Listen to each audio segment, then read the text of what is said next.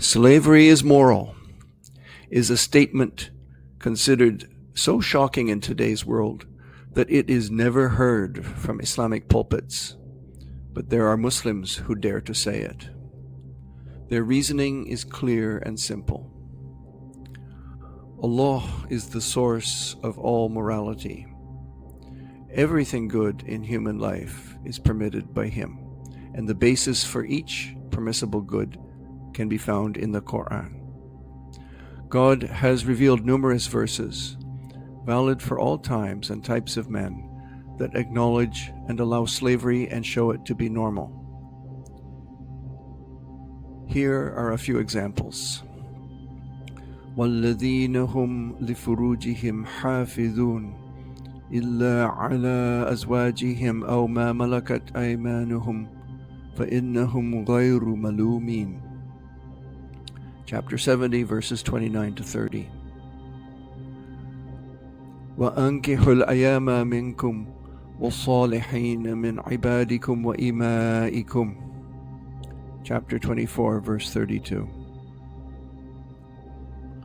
وَاللَّهُ فَضَّلَ بَعْضَكُمْ عَلَى بَعْضٍ فِي الرِّزْقِ فَمَا الَّذِينَ فُضِّلُوا بِرَادِّ رِزْقِهِمْ عَلَى مَا مَلَكَتْ أَيْمَانُهُمْ فَهُمْ فِيهِ سَوَاءٌ أَفَبِنِعْمَةِ اللَّهِ يَجْحَدُونَ.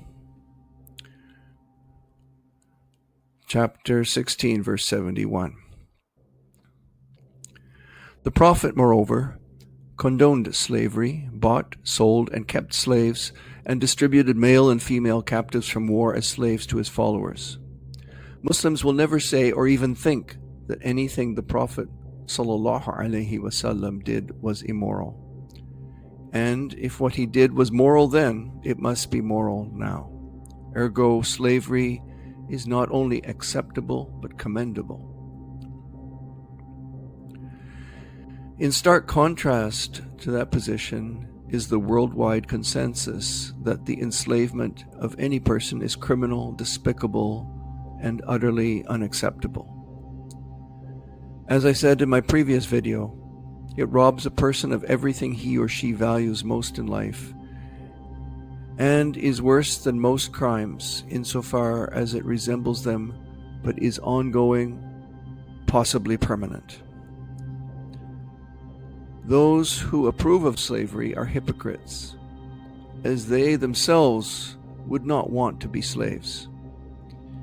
If it is truly moral and commendable, then its proponents should be the first to welcome and accept it for themselves and their loved ones.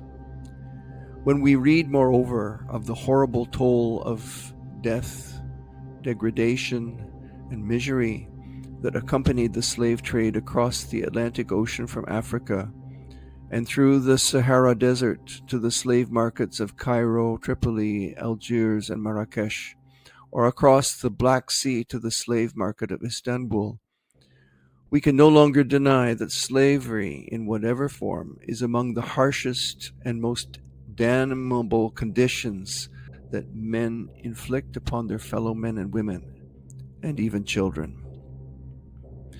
Here we have the classic philosophical dilemma, the irresistible force of disapproval, and the immovable object that is Orthodox Islam. Can common morality and Islamic orthodoxy be reconciled somehow? First of all, we must emphatically draw a line between what the Qur'an and Sunnah prescribe on the one hand, and what Muslims perpetrated out of ignorance, greed, and sheer stubbornness on the other. If any scholar, past or present, countenances the atrocities and abuses of the slave trade, slave caravans, and slave markets of Muslim history, he is no scholar in my dictionary, and deserves whatever abuse he condones. If Muslims had observed the spirit and the limits set by the Qur'an, slavery would have largely disappeared long before the British sought its abolition. The status of slave does not, moreover, entitle the owner to treat him or her any worse than he is allowed to treat his wife and children. We associate slavery with exploitation and oppression, but these are denounced by God and forbidden in Islamic law. From Abi Dharr, who said that the Messenger of Allah sallallahu alaihi wasallam said, "As for one with whom God has placed his brother under him, he should feed him from what he eats, dress him from what he wears, and not give him work that would overwhelm him. And if he requires him to do what is beyond his capacity, then he should help him." From Al-Bukhari and Muslim. And from Rafi' ibn Makith, who said that the Prophet sallallahu alaihi wasallam said, "A bad master of a slave will not enter the garden."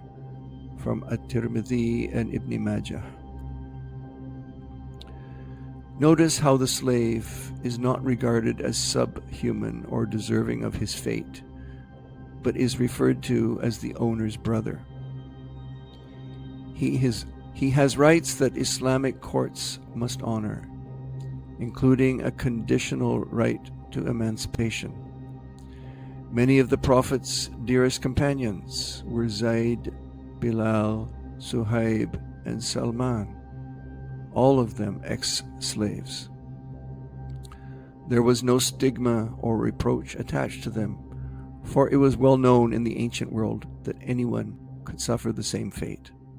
It was a calamity, but one that Islam was meant to relieve. What occasioned slavery and how it was to be eliminated will come in video number 22, God willing.